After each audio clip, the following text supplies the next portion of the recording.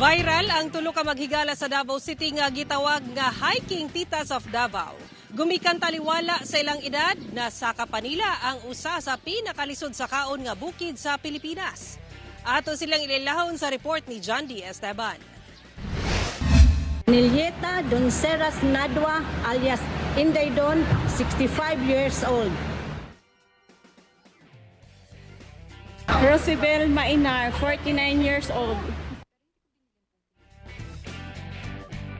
Danny Robles, 45 years old. Sila ang hiking titas ng Davao City.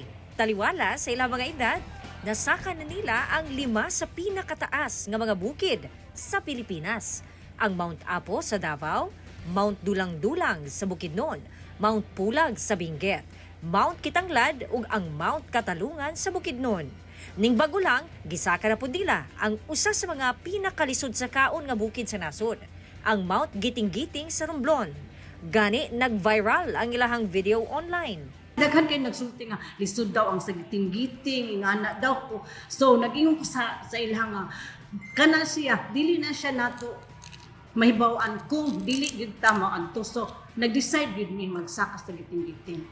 Yung pag-hold lang ng mga rocks, yun yung medyo mahirap. Pag-abot sa peak, burarag, wala kay nag-change outfit pa. Naka-Filipiniana. Suwala nila ang sekreto mao ang daily workout.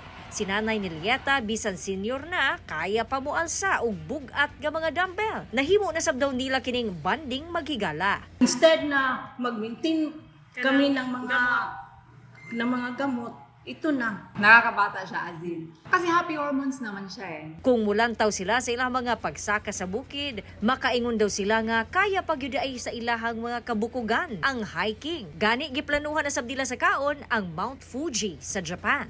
Pero syempre kinahanglan pangandaman.